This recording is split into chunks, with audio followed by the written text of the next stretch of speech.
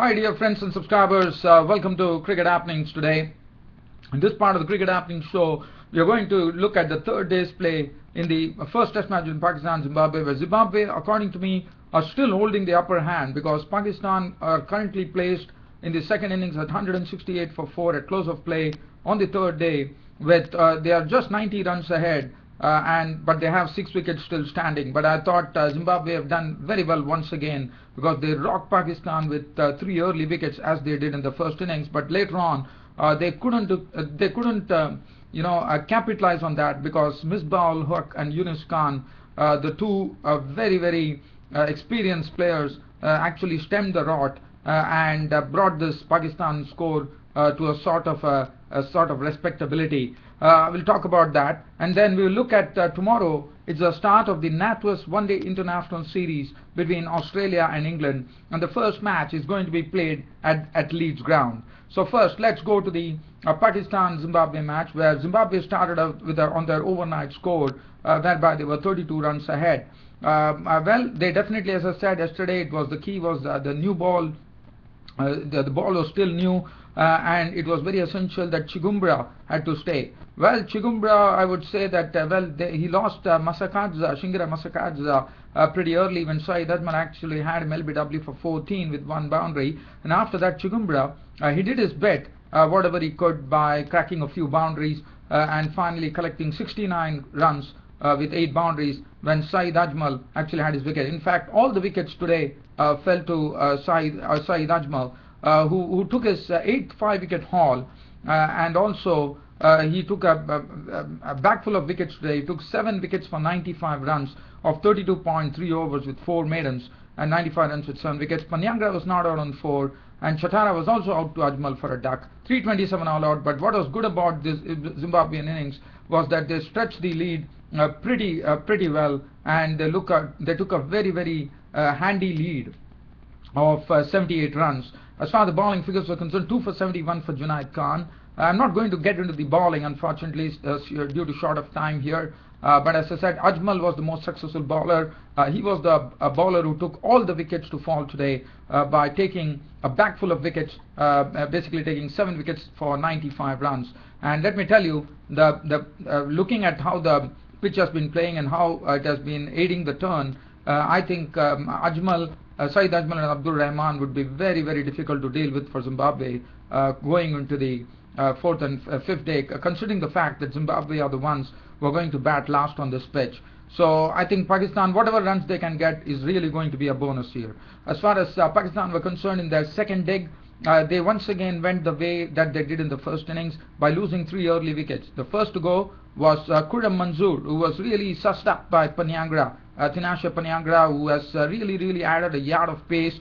And what he did is he actually tested Manzoor with balls moving away from him, and then he bowled a straighter one with Khurram Manzoor actually shoulder arms to it, and he was absolutely fooled by the delivery from Panyangra, which went on to hit his pads, and up went the umpire's finger. Khurram Manzoor was walking. LBW bowled Panyangra for 5. So first wicket gone for Pakistan, 17 for 1, and soon it became 21 for 1 as Azhar Ali, that was a big blow for them, because Azhar Ali, as you know, is one of those wonderful players, very technically perfect, but today Panyangra with the yard of pace had Azhar Ali LBW for a duck, and that made the score 21 for 2. And Mohammad Hafiz continued his poor run in 2013, I would say, because he has not got lots of runs. I mean, he has not been consistent. That has been the problem for Mohammad Hafiz. And once more, Mohammad Hafiz this time was sucked outside the off stump by the bowling of Tendai Chatara Mawoyo, taking the catch, and he was gone for 16 with 4 boundaries. He had all boundaries in his 16, and that was the time the Pakistani innings were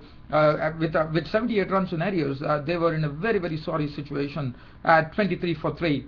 But Younis Khan and Misbah Haq, the most experienced batsmen, then slowly saw out that phase of play in the second session by defending well, and they played in a very nice manner, in the sense they really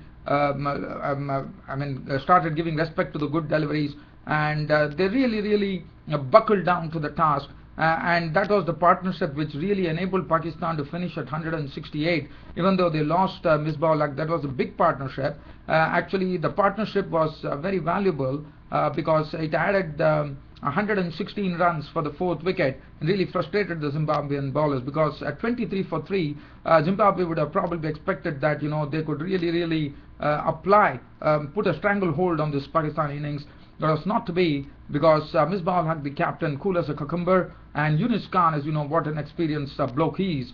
And both of them really stood to the task and started also playing some fine strokes as and when they got settled. The defense was absolutely impeccable, and that's what enabled Pakistan to finish. But just when before close of play, they lost a very important, I wouldn't say just before close of play, probably towards the close, they actually lost the wicket of Musbah-ul-Haq, and both were well settled, and probably one was thinking that Pakistan were going to close of play with Musbah-ul-Haq and Younis Khan undefeated. But that was the time tragedy struck Pakistan, as Shingarai Masakadza got a ball, and Musbah-ul-Haq actually absolutely catching practice there.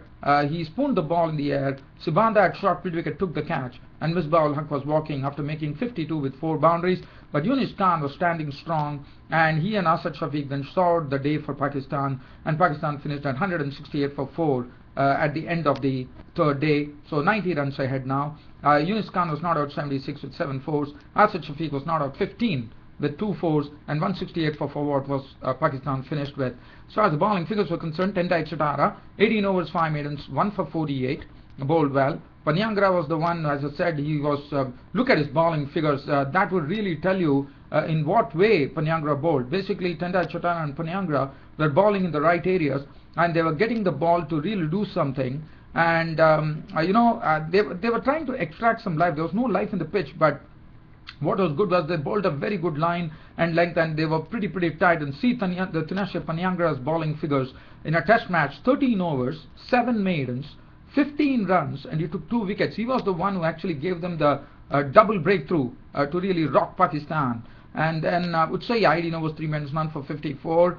Masakadza, 16 overs, 1 maiden, 1 for 41, taking the very prize wicket of Misbah-ul-Haq, the Pakistani captain. Masakadza, 5 overs, 3 maidens, none for 6. As I said, the team batting last would be Zimbabwe, and Zimbabwe are not going to find it easy on this particular pitch, as the ball is turning, and Saeed Ajmal and Abdul Rahman could play a great role in this last innings of Zimbabwe. But Pakistan is 90 runs ahead, so we are going into the 4th day tomorrow, and I'm sure Pakistan would like to get more runs under the belt. They still have some batting to come, and if they could actually set up a target of even 200, I think Zimbabwe are not going to find it easy, let me tell you that. Well, because the pitch is really cracking, and there is definitely some turn available. As you saw, Saeed Ajmal took 7 wickets in the first innings, and in the second innings, I think Saeed Ajmal will be the absolute danger man, and Abdul Rahman too. As far as the other match is concerned, tomorrow England take on Australia in the first of the one-day international series. And well, as far as England are concerned, there's a lot of I'm going to just skim through it right now because of shortage of time here. Michael Carberry, one should see him. Probably Michael Carberry should open with probably Kevin Peterson, Jonathan Trott. Then they have Joe Root. Ian Morgan will be the captain of the team. Ravi Bopara, Josh Butler, Ben Stokes, James Treadwell, Boyd Rankin, and Stephen Finn. So that is the composition for England. And as far as Australia are concerned, and both the teams should be confident after getting their respective victories over Ireland and Scotland respectively. Australia, Aaron Finch and Sean Marsh should open. They're just coming back into a record opening stand against Scotland. Shane Watson, Michael Clark, nothing to really talk about them because we all know what they're capable of. Adam Boakes, Matthew Wade, James Faulkner, Mitchell Johnson, Clint McKay. As I said, I'm absolutely short of time today, so I have to really skim through this cricket report. But well, dear fans and subscribers, on this particular note, your host Ram would like to end the cricket show today, but promising you I'll be back with some more cricket happenings tomorrow on the 4th day's play between Pakistan and Zimbabwe. Until then, it's a big goodbye from your host Ram. Thank you.